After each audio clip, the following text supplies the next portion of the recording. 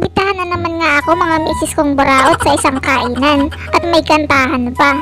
Sabi nga sa akin ng tita ko ay farewell party daw ito para sa madam nila sa card. Kaya naman nandito ako kasi nga matakaw ako. At kailangan daw ni tita ng taga-ubos ng pagkain. Kaya naman hindi na ako nag-atubili at nagdalawang isip, pumunta ako kaagad.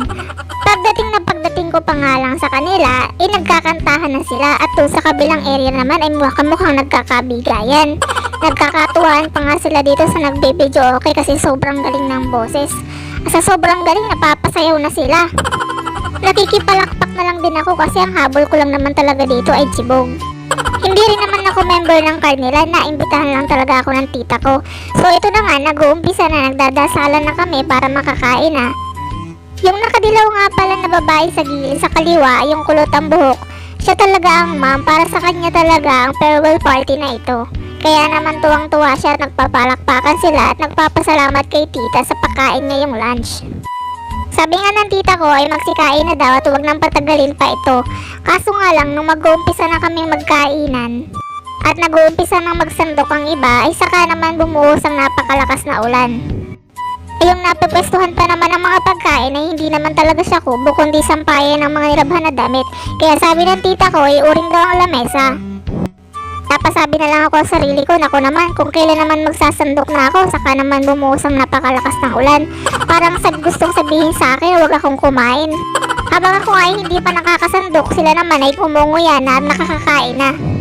Kanya-kanya ng pwesto at kanya-kanya na ng subo ang mga bihog. Nung medyo tumila na nga ang ulan, ay sumandok na ako. Ako yung nakakulay blue-green na damit na terno.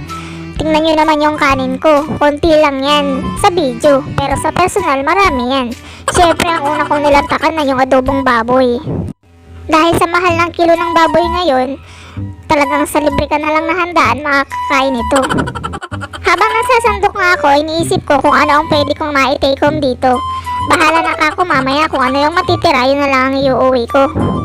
Si mama nga palang kumukuha sa akin ng video, kaya tingnan nyo naman yung daliri niya, pasikot-sikot dyan sa camera.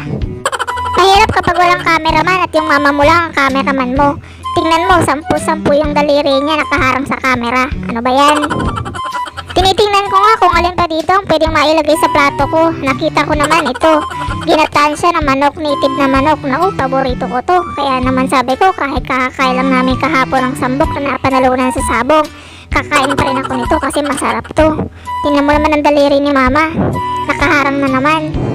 Siyempre pagkatapos kong sumandok, naghanap na ako agad ng pwesto para malantakan ko na yung sinandok ko. At sabi ko kay mama, sige na, ako na maghaharap ng camera at siya naman ang sumandok ng pagkain niya. Habang nagsasayawan sila ay kumakain nga. Sobrang saya talaga kapag may ganitong pagtitipon, kaya naman napadalawang kuha ako ng pagkain kasi nga sobrang saya ko, nagutom ulit ako. Kinuha ko dito yung kutsinta. Siyempre 2 piraso yung kinuha ko. Habang kumukuha nga ako, sabi ng Kuya Joseph ko, siya naman daw ang kukuha pagkatapos ko. Kaso hindi na nakapagantay kaya tumayo na rin. Sabi nga niya, huwag kayong mahihiya, kumain lang kayo. Kasi kaming dalawa, mga walang hiya kami. Nag-agree naman ako doon kasi totoo naman talaga yun. Sabi ko pa nga sa kanila, huwag nilang ubusin ang handa kasi kailangan ko pang mag-uwi nito mamaya. Bukod nga sa kainan ay may pa-karaoke din ang tita ko. At yung speaker na meron siya ay sobrang laki at napakaganda. Nakuha niya nga pala yun sa mga hulugan. 20 araw-araw for 300 years mo babayaran. Yung tipong buhay pa yung speaker pero patay na yung maghuhulog. Ganon siya katindi. Diba ang lupit? Siya nga pala, hayaan nyo na kung ganyan ang itsura ko kasi hindi pa ako naliligo dyan. Medyo 3 days na akong hindi naliligo pero hindi pa naman ako namamaho kaya hayaan nyo na. Hindi pa naman nila nahalata wala naman silang naaamoy. Ang sarap nga pala nung biho na niluto, grabe, kaya napadalawang sandok ako nito. Sabi nga sa akin ni mama ay tama na daw at sobrang laki na daw ng tiyan ko. Sabi ko ano ba, masarap kumain, kaya ito magmukbang na lang tayo. Sabi nga ni mama wag ko daw siyang videohan kasi makikita daw kung kano kalaki yung subo niya. Kaya sabi ko okay lang yan ma, ako nga wala akong pakialam kahit malaki yung subo ko. Yun pala, habang kumakain kami, iniisip na ni mama kung saan niya umpisahan ang paghuhugas ng mga pinagkainan. Kaya naman ito na siya, naghuhugas na siya. Sabi niya nga sa akin, humihingi raw ng pagkain yung mga pusa ni tita. Kaya naman itong isa kong tita ay kumuha ng kanin at century tuna. Wow, napakasosyal naman ng mga pusa na ito. Century tuna pa ang pagkain. At pinakain na nga sila. Hindi naman halata sa katawan ng mga pusa na mga nagugutom sila kasi tingnan mo naman ang lalaki nila. diba? Ang babanggol nila. Para nga pala sa mga hindi nakakaalam mga misis, ako nga pala isang cat lover. Kasi yung mga pusa na mga inaalagaan ko ay kinakain ko at ginagawa kong siopaw. Siyempre, joke lang, maniwala na naman kayo. Eto nga, karga-karga ko pa yung isa eh. Habang karga-karga ko nga to, dumating yung kapatid kong bunso. May dala-dala siyang milk tea since Valentine's ngayon. Sabi niya sa amin, ipa-Valentine's daw niya ito sa amin ni Mama. Naku, buti pa yung kapatid kong bunso, napaka-thoughtful, naalala kami ni Mama. Samantalang yung asawa ko naka-duty sa trabaho, hindi man lang naalala na pa-Valentine's naman ako kahit tinapay lang. Kaya nga binaba ko muna yung pusa, tinignan ko kung anong milk tea ba itong daladala ng kapatid ko. At nang matikman ko na, kahit nabusog pa ako, tingnan niyo naman yung tiyan ko.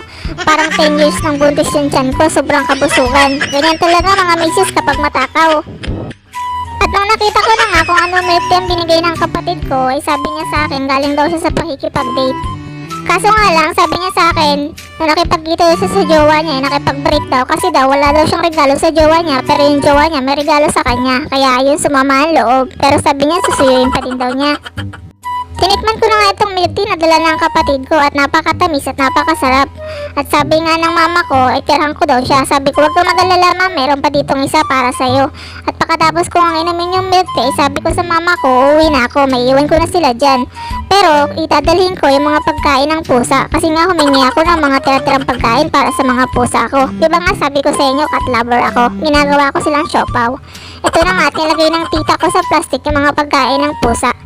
Daladala ko rin yung tirang milk tea ko, syempre hindi ko yun papaiwan.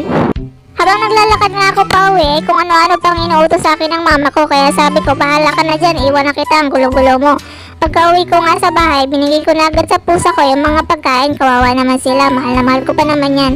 See you guys again, bye! Sa mga hindi pa nakaka-follow sa Facebook namin, mag-follow na kayo at subscribe na rin kayo sa YouTube channel namin. Salamat!